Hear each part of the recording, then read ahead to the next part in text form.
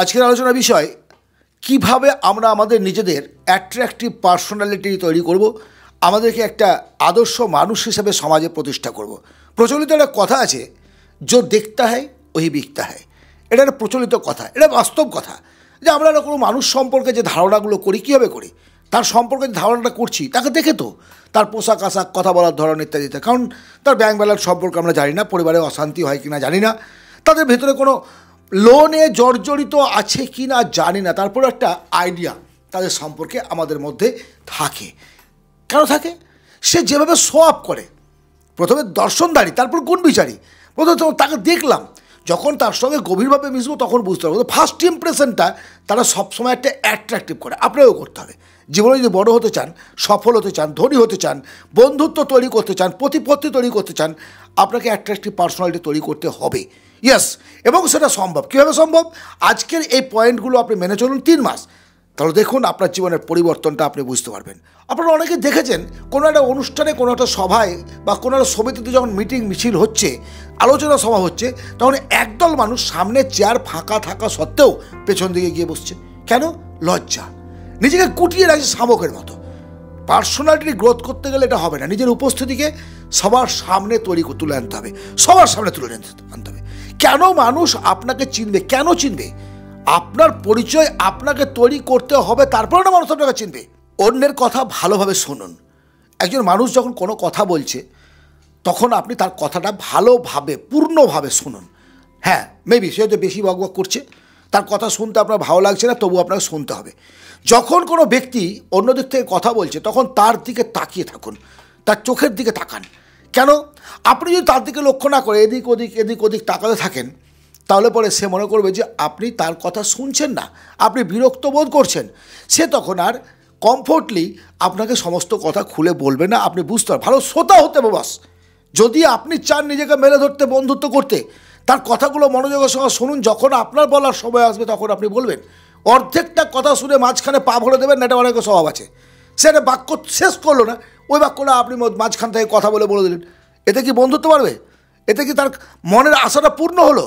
এতে আপনার শত্রুতা বাড়বে, আপনার ইমেজটাকে নষ্ট করবেন না আপনি। এইভাবে আমরা আমাদের ইমেজটাকে নষ্ট করি।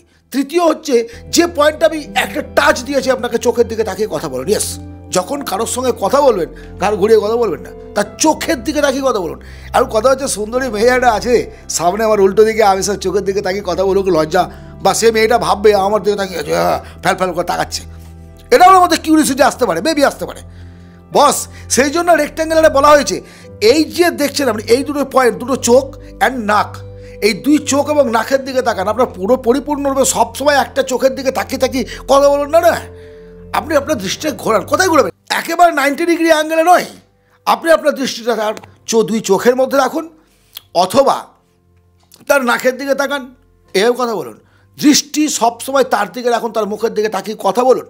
নিচের দিকে বা সামনের দিকে বা উপর দিকে নয়। লজ্জা, ঘাড় সোজা করে দাঁড়ান, সিদ্ধারা সোজা করে হাঁটুন, মেরুদণ্ড সোজা করে রাস্তায় চলবেন, কুঁজো হয়ে নয়।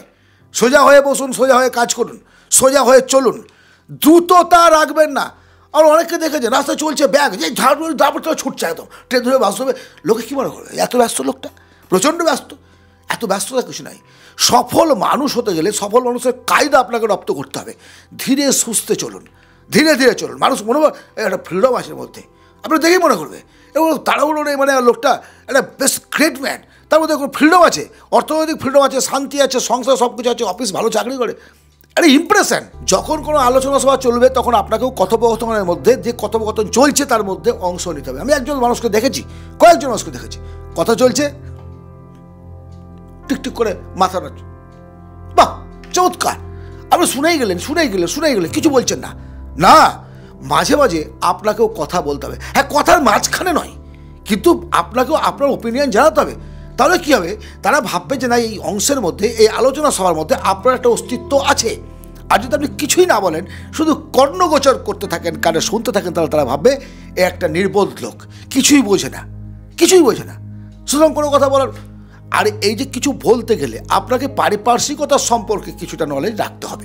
ইয়েস, এটা একটা স্কিল। আপনার খেলার জগতের কিছু খবর, রাজনীতির কিছু খবর, অর্থনৈতিক কিছু খবর আপনার জানতে হবে। না জানলে হবে না। সেলফ ডেভেলপমেন্ট প্রয়োজন, সেলফ ডেভেলপমেন্ট। যদি নিজেকে অ্যাট্রাকটিভ করতে চান, লোকের চোখে ভালো লাগাতে চান, তাহলে অবশ্যই আপনাকে পরিষ্কার এবং মার্জিত পোশাক পরতে হবে। কেমন? আপনার গালে কুচকুচে দাড়ি বেরিয়ে আছে, আপনার দাড়ি সেভ করা নেই, আপনি দাড়ি রাখুন, ক্ষতি কিছু নেই, কিন্তু দাড়িটা সেভ করবেন।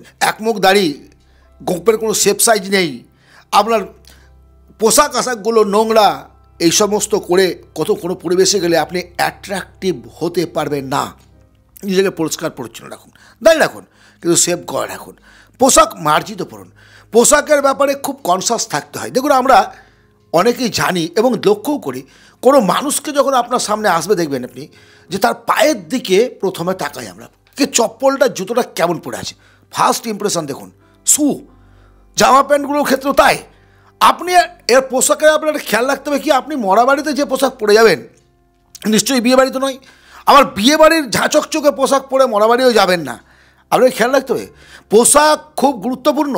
আপনার যে স্টাইল, আপনার যে বডি ল্যাঙ্গুয়েজ, তার মতোই কিন্তু গুরুত্বপূর্ণ হচ্ছে পোশাক। এই ব্যাপারটা আপনার ভাবতে হবে। যে জায়গায় যাচ্ছেন সেই জায়গার উপযুক্ত একটা পোশাক আপনাকে পরতে হবে। দামি না, আমি দামি বলছি না, কিন্তু তার উপযুক্ত কিন্তু হওয়া চাই।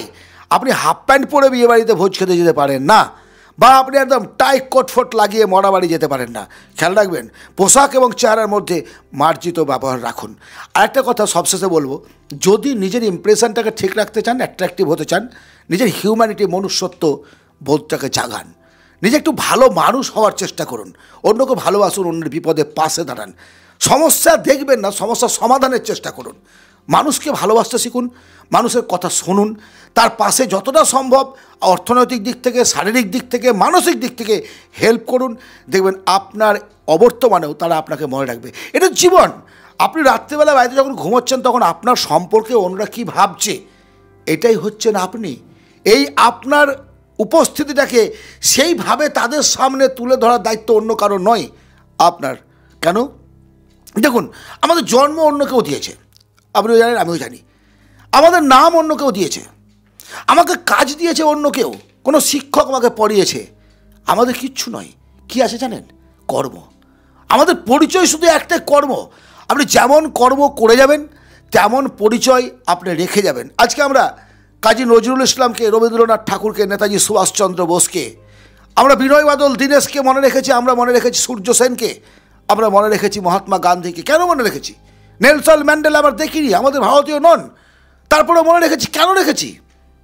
কারণটা হচ্ছে তাদের কর্মের জন্য, তাদের চেহারার জন্য নয়, তাদের কর্মের জন্য। সো আপনার কাজটাকেও ঠিক রাখতে হবে। আশা করি আজকের আলোচনায় আপনাদের বোঝাতে পেরেছি নিজেকে কিভাবে অ্যাট্রাকটিভ করে তুলবেন এবং সমাজে প্রতিষ্ঠিত হবেন।